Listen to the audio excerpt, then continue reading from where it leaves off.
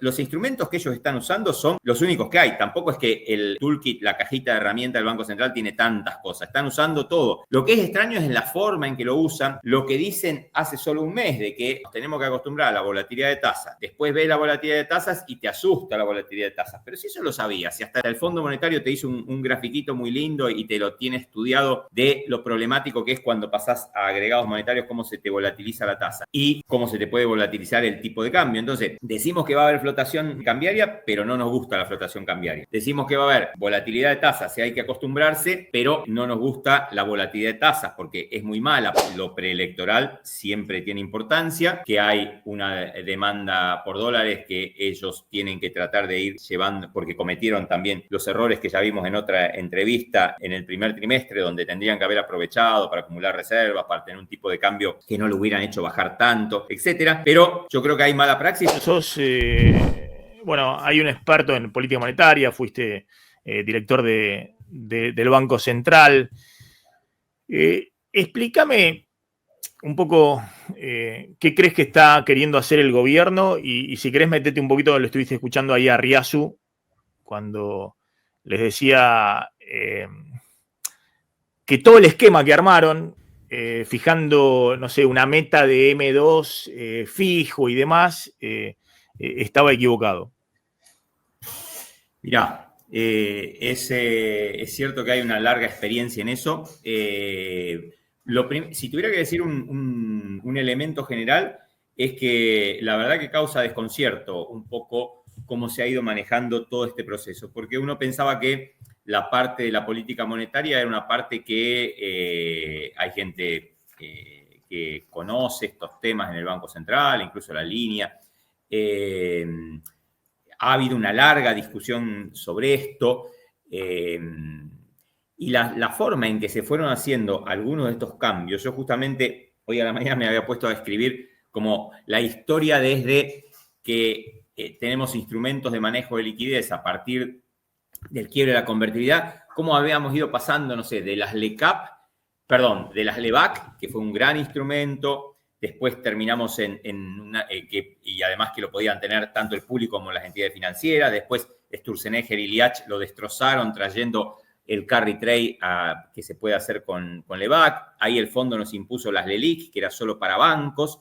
Después las LELIC crecieron mucho, es cierto, por los déficits fiscales, por la emisión monetaria, en parte también en su momento por la compra de divisas. Después el gobierno las demonizó, sobre todo Milei más que nada. Entonces hubo que hacer toda una transformación forzada porque parecía que era muy grave el déficit de cuasi fiscal, cuando en el consolidado del Estado es lo mismo, que el déficit lo tenga el Tesoro, que lo tenga el Banco Central. Lo único que había ahí era un agente distinto que siempre ha pagado más barato y ha tenido más credibilidad que el Tesoro porque nunca entró en default, ¿no? Entonces pasamos de las LELIC a las LEFI y después que seguían siendo para bancos, pero era del Tesoro, es decir, la política monetaria la hacía el Tesoro, con pesos que absorbía y los depositaba en el Banco Central, y ahora pasamos a un instrumento de vuelta como las LECAP, donde otra vez vuelve a estar el público general mezclado con los bancos. Es decir, hicimos una especie de U, donde volvimos a una especie de LEVAC, pero que la emite el Tesoro y es que el que hace la política monetaria, depositando esos pesos en el Banco Central. O sea, un esquema muy tortuoso. En el medio se hace esta transformación, fue muy mal hecha, como explicaba muy bien Arriazu. En el medio cambia el régimen cambiario también, entonces de un crawling peg pasamos a un modelo de bandas bastante amplias y un esquema monetario que le llamamos de agregados monetarios. Es un viejo conocido de Argentina, nosotros lo hemos tenido en la época de Redrado, en la época de Marco del Pont, es decir, el Banco Central argentino siempre tuvo y son estudios que hemos hecho nosotros, una preferencia por el M2 transaccional. Y los han seguido actualizando porque hay gente responsable en el banco, en la parte de investigación económica, pero también siempre supimos, y eso te lo puede decir Redrado, Lacunza, Marco, distintas personas con las que tuve la suerte de trabajar, que es una cosa recontravolátil y es además una estimación que ya de por sí hacer estimación econométrica es sobre la historia, porque la econometría, vos sabés, tomás los últimos 10 años, 5 años, le metés una serie de instrumentos.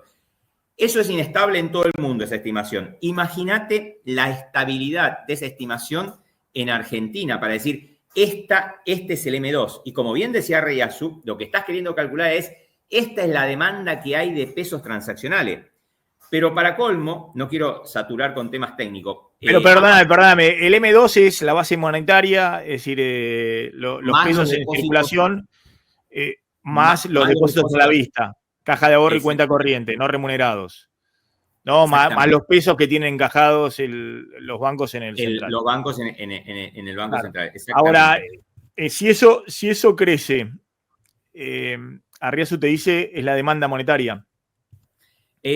Vos estás tratando de capturar eso, cuál es la demanda monetaria, porque se supone que vos a eso le acomodás la oferta. Y para eso existían los instrumentos de esterilización. Es decir, si vos detectabas que en tus estimaciones de demanda monetaria, que tienen mucha estacionalidad, y eso más o menos el Banco Central lo conoce, el Banco Central sabe que el 15 de junio hay un pico de demanda y que en torno entre Navidad y el 10 de enero te quedás cortos de pesos y después todos esos pesos te vuelven. Entonces, para eso vos tenés que tener una serie de instrumentos que sean muy dúctiles en términos de, en ese momento libero todo y no renuevo en ese momento las LELIQ o las LEVAC o los pases, y después salgo a absorber, ¿no? Para que los bancos puedan darle el dinero liquidez más o menos estable.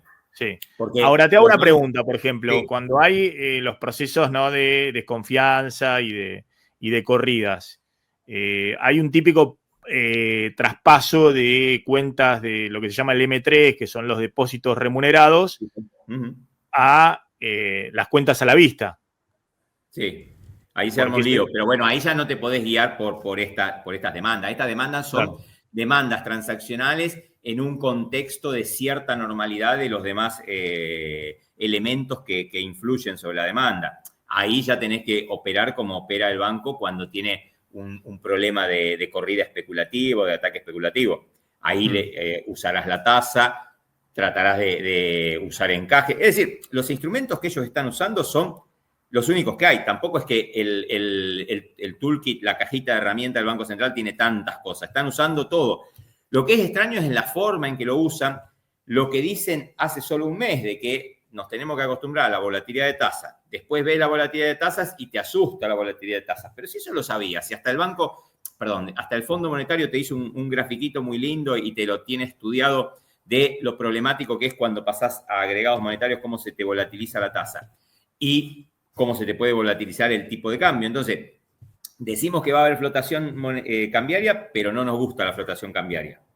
Decimos que va a haber volatilidad de tasas, hay que acostumbrarse, pero no nos gusta la volatilidad de tasas porque es muy mala, porque además tanta histéresis de tasa te genera que el promedio mismo se va más alto, que la demanda de liquidez de los bancos también se vuelve, los tesoreros de los bancos son los tipos más conservadores, lo único que ellos no quieren tener es un problema, ni con los pesos, ni te digo con los dólares, por eso siempre tienen o tratan de tener a una costa de hacer enojar al gerente financiero, tratan de tener un remanente de liquidez que nunca le genere problemas. Entonces, sí. Sí, te hago una pregunta ahí más de fondo, ¿no? Hace un mes y medio, Caputo decía, bueno, esta economía necesita monetizarse. Con dólares, dijo... Punto Anker le llamaron. Y con pesos, claro. Y dice, bueno, de hecho para eso hizo toda la movida de que el Banco Central le transfiera al Tesoro 12 billones de pesos. Y decía, bueno, si no se renueva deuda en pesos, y bueno, es que hay una mayor demanda de dinero, digamos, ¿no? La economía crece, hay más transacciones, más salarios, las empresas, bueno, hay gente pidiendo crédito, entonces esa era la forma de liberar pesos en la economía, porque bueno, era una demanda de pesos porque la economía estaba creciendo. Entonces, ¿y qué pasó? Bueno, lo que pasa es que la demanda de dinero entre los determinantes que vos tenés cuando haces esa regresión, es probable que la tasa y la volatilidad de la tasa sea un determinante. ¿Qué quiero decir? Que a mayor volatilidad de la tasa, si vos tenés un escenario de tranquilidad donde la tasa siempre oscila muy poquitito, bueno, vos estás tranquilo con la cantidad y la liquidez con que vos administrás tu negocio, tu banco, tu empresa. Si hay una volatilidad de tasas muy grande, bueno, vos ahí vas a tener una preferencia por estar un poco más líquido, porque de alguna forma, si te agarra un momento descalzado, imagínate una empresa que estaba con la liquidez con lo justo y un día le toca una tasa que le cobran 33 y va el tesorero a renovar eso a la semana que viene y le cobran 45, 50. Entonces, vos decís, no, tengo que hacer una programación de liquidez completamente distinta. Entonces, ahí es el elemento que a mí me parece que la volatilidad de tasas generó un efecto muy importante sobre Pero te pregunto de nuevo, ¿hay un problema de que están tocando mal los botones en el tablero de la política monetaria, o hay el problema típico en las campañas electorales de Argentina con alta incertidumbre, con escenario binario, que es tasa versus dólar? Que es, están tocando mal los hay un botones proceso, bueno, de dolarización de cartera, más la demanda de que consideran que el dólar está atractivo, más los viajes al exterior, más el atesoramiento, no sé qué, y bueno, y entonces, y el gobierno lo que dice Arriazu, que dice, digan lo que digan, la prioridad número uno es que no se escape el tipo de cambio. Pero está muy bien. Entonces, Y yo creo porque te lo pregunto, porque si alguien bajara, no sé, de un plato volador y ve cómo funcionan, no sé, el resto de los países, dicen, che, esto están queriendo enfriar la economía. Porque consideraron que la economía venía creciendo muy fuerte y la están queriendo enfriar, porque el instrumento de la tasa es el típico instrumento o para calentar un poquito la economía bajando la tasa, o ¿no? Yo creo que hay mala praxis. Lamentablemente en eso, obvio que tenés razón, que lo preelectoral siempre tiene importancia, que hay una demanda por dólares que ellos tienen que tratar de ir llevando, porque cometieron también los errores que ya vimos en otra entrevista en el primer trimestre, donde tendrían que haber aprovechado para acumular reservas, para tener un tipo de cambio que no lo hubieran hecho bajar tanto, etcétera. Pero yo creo que hay mala praxis porque vos ves que todo el tiempo en estos 2 meses, si haces un recorrido por las medidas que se han tomado, los anuncios que se han tomado, ¿quién hace los anuncios? En el momento en que se hacen los anuncios, un día un director del Banco Central te anuncia cosas del Tesoro, después viene el ministro o el secretario y te anuncia cosas del Banco Central. Hoy mismo salió Caputo a explicar la política monetaria nuevamente, no el Banco Central, y vuelve a reflotar la idea de la base monetaria amplia como referencia, y a ningunear y a decir que realmente M2 es algo completamente irrelevante, cuando en realidad en el acuerdo con el Congreso, con el Fondo Monetario, se habla de M2 como una referencia. No, yo creo que en esto ha habido muchas idas y vueltas, que creo que Arriazu en parte decía esto, y que ellos tendrían que haber pensado que era mejor tener un esquema estable y afrontar con esos instrumentos los desafíos que iban a tener de mayor demanda de dólares para eventualmente una corrida, ¿no? Ahora están usando todos esos instrumentos, pero en un contexto donde se han desgastado mucho y han generado, tanto en los bancos como en el sector privado, mucha desconfianza en cómo se maneja la liquidez. Imagínate los bancos. Le vas subiendo los encajes, primero en forma retroactiva, después le decís que la forma histórica como se calcularon no se van a calcular más así, que le vas a poner una multa más alta, que nunca más va a haber encaje remunerado y después le vas a dejar hacer encaje remunerado, que no va a haber ventanilla de liquidez porque los bancos van a ser capaces de crear un mercado interbancario bastante fluido y resulta que no se prestaban entre ellos. O sea, da la sensación de que hay poco diálogo con los bancos, cosa que es una cosa extrañísima.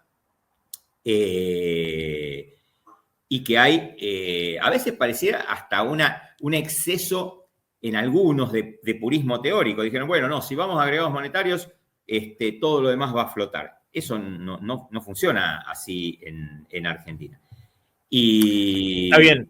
Está bien. No, te lo preguntaba para hacer el enganche con la economía real. Yo conté el caso de justo el día, creo que el viernes, cuando hicieron el cambio de la eliminación de las LEFI, que la tasa de caución se fue al 12% o al 15%. Contaba que una empresa importante, que tenía que pagarle a un proveedor importante, y que si no cubría ese fin de mes una factura, no me acuerdo cuánto eran, sin 2, 3 millones de dólares, si no le cubría la factura, el proveedor le cobraba una tasa nominal anual de, creo que el 50-55%. Entonces, vendió dólares y puso y cubrió la factura, ¿no? Pero justo después ahí el gerente general vio que había caído la caución y hizo un mal negocio, digamos, ¿no? Porque le convenía pagar la multa. Claro, le convenía financiarse ahí, pedir dinero a un día, pero bueno. Yo creo que va a tener quiero mucho decir que efecto con tasas altas, bueno, es una forma de que también las empresas, los particulares y demás, si tienen que pagar cuentas, lo que fuera, escupan los dólares. Bueno, estamos viendo eso, ¿no? Es probable que haya una parte en que vas a escupir los dólares, pero me parece que va a generar en el mercado de crédito un comportamiento muy Algo que preventivo. ocurra lo que vos decís, que a veces la tasa no te funciona tanto cuando hay un hecho específico que es un mojón que puede ser totalmente binario, digamos, puede ser, si se genera la expectativa de que, no sé, de que el 27 de octubre este no va a ser el régimen cambiario, este no va a ser el dólar, lo que fuera, y bueno, es una pulseada de tasa que llevas toda la de perder, porque en algún momento no va a haber tasa que te ancle las expectativas y saben que al otro día va a haber un cambio de régimen. ¿Pero estamos en esa situación? Yo creo que sí, con alta probabilidad, y me parece que hasta coincido, escuché un cachito a Seba Menescaldi, que tengo gran aprecio por él, también otro que trabajó en su momento en el Banco Central con nosotros.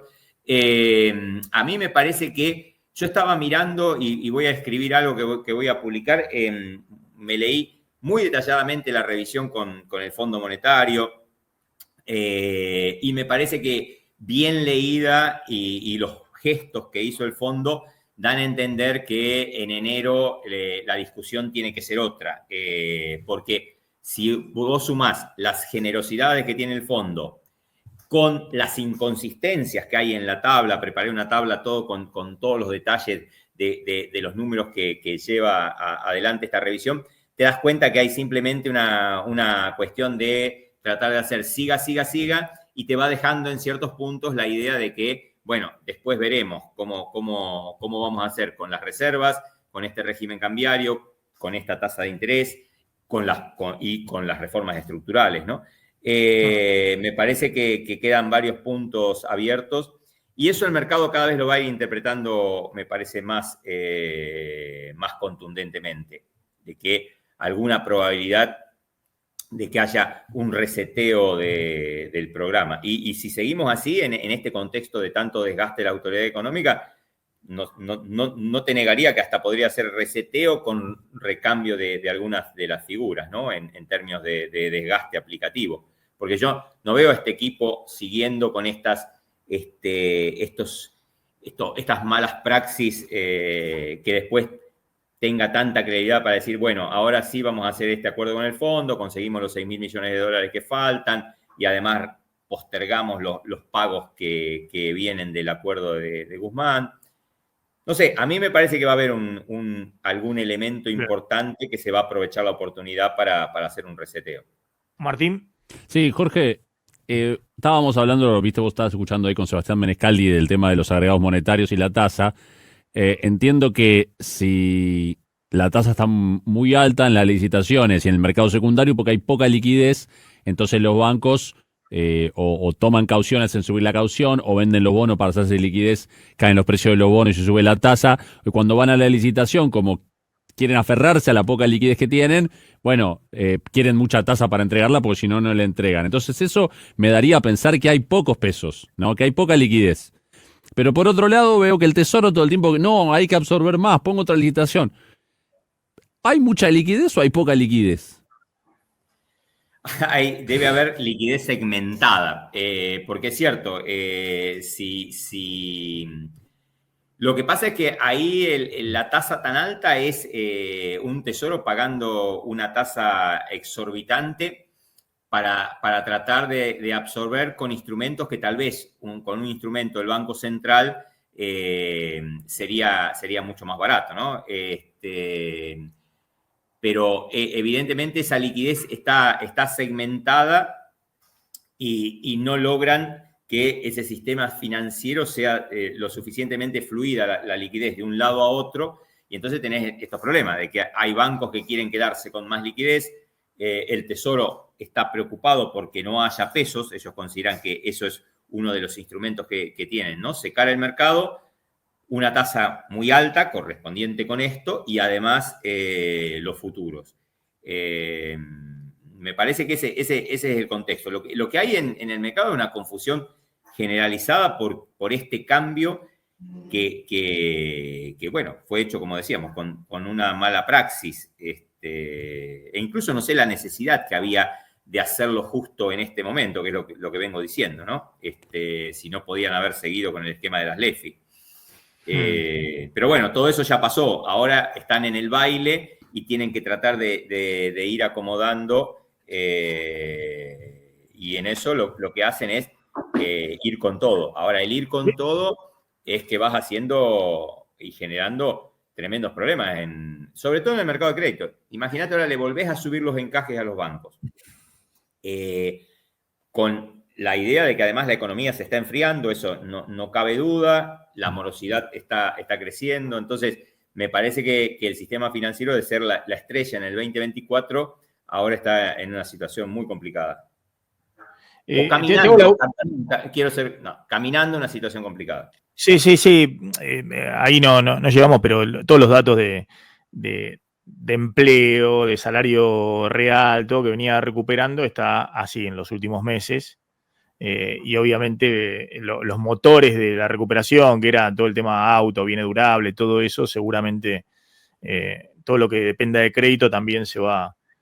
Sí, además, Amílcar ayer creo que mostraba hasta caída en el empleo en minería e hidrocarburos. Ahora vamos a hablar de eso, pero me parece que tiene que ver con otra cosa. Ahí vamos a hablar con un experto en el sector que tiene que ver con el tema de los pozos. Menos mal, lo voy a escuchar, porque la verdad que me quedé choqueado, porque yo me esperaba un número no grande, porque eso nunca va a mover el amperímetro, pero siempre positivo.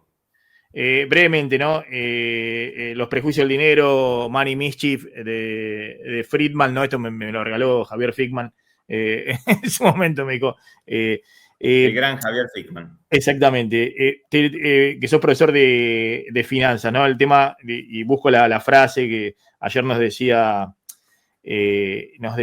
Javier Timerman, que es un hombre del mercado financiero de Wall Street, decía eso de que la inflación es siempre y en todo lugar un fenómeno monetario y todo eso. Lo del comité de inversiones en Wall Street y demás, si piensan en Argentina, se cagan de risa. Bueno, lo que decía es, bueno, nadie está viendo hoy el tema de cómo viene la emisión en Argentina. Acá, sí, además, porque mismo nos han dicho muchas veces que hay los lags de política monetaria, que para mí... Claro, pero voy a ese punto. Lo que le quiero preguntar es lo siguiente, ¿no? Punto 11 hace las conclusiones. Estos son distintos artículos compilados de Friedman, donde viene mostrando la relación entre emisión monetaria e inflación en un estudio econométrico de largo plazo en una gran cantidad de países, no solamente en Estados Unidos, y también dando ejemplos de distintas sociedades con y sin dinero, digamos, porque también puede ser por el tema de inflación con el oro, inflación de piedras, no sé, en una isla en la Polinesia. Bueno, la inflación, todas estas proposiciones se sigue que la inflación es siempre y en todas partes un fenómeno monetario, en el sentido de que es debida a un crecimiento más rápido de la cantidad de dinero que de la producción, y solo por ello puede serlo. Muchos fenómenos pueden producir fluctuaciones temporales en el índice de inflación, pero solo serán de efectos duraderos en la medida en que afecten el índice de crecimiento monetario. Está diciendo, bueno, en el corto plazo puede haber, no sé, te subió el tipo de cambio, te subieron un shock externo en los precios de los combustibles, subiste las tarifas de servicios públicos y demás, pero eso es en el corto plazo, ¿no? Y después, cuando habla de los tiempos, para la mayoría de los países occidentales, un cambio en el índice de crecimiento monetario produce un cambio en el índice de crecimiento de la renta nominal entre 6 y 9 meses más tarde, pero este es un promedio que no se cumple en todos los casos individuales. A veces la demora es más larga y otras veces es más corta, ¿no? En particular tiene que ser más corta bajo condiciones de variación fuerte y muy errática. Bueno, el efecto sobre los precios, dice, bueno, en el corto plazo vos querés mejorar la renta nominal, la gente, el bolsillo y demás, lo podés hacer, digamos. Pero la idea esta de que el dinero neutral en el mediano y largo plazo no tiene efecto, digamos, ¿no? Porque eso te lo comen los precios y volvés al estado anterior del nivel de actividad y de empleo. El efecto sobre los precios, como el que acusan la renta y la producción, tiene una dispersión temporal, pero viene a manifestarse entre 12 y 18 meses más tarde. Así que la demora total entre una variación del índice de crecimiento monetario y la correlativa variación del índice de inflación viene a ser de unos 2 años en promedio. Y aquí que resulta lento y difícil frenar la inflación. Una vez hemos permitido que la misma comience, es imposible frenarla de la noche a la mañana. A lo que voy es, hay toda una crítica que le hacen al gobierno diciéndole, che, pero mirá, la base monetaria, vos la ves desde el año pasado hasta ahora y creció 300%. Era 10 billones, ahora son 30 billones. Y hay que verla en términos nominales, porque si la ves en términos reales, estás poniendo la misma variable, digamos. Friedman habla efectivamente del tema nominal, digamos, de la cantidad de dinero. Obviamente no la vas a deflactar por la inflación, porque justamente la inflación es la variable que querés explicar. Y...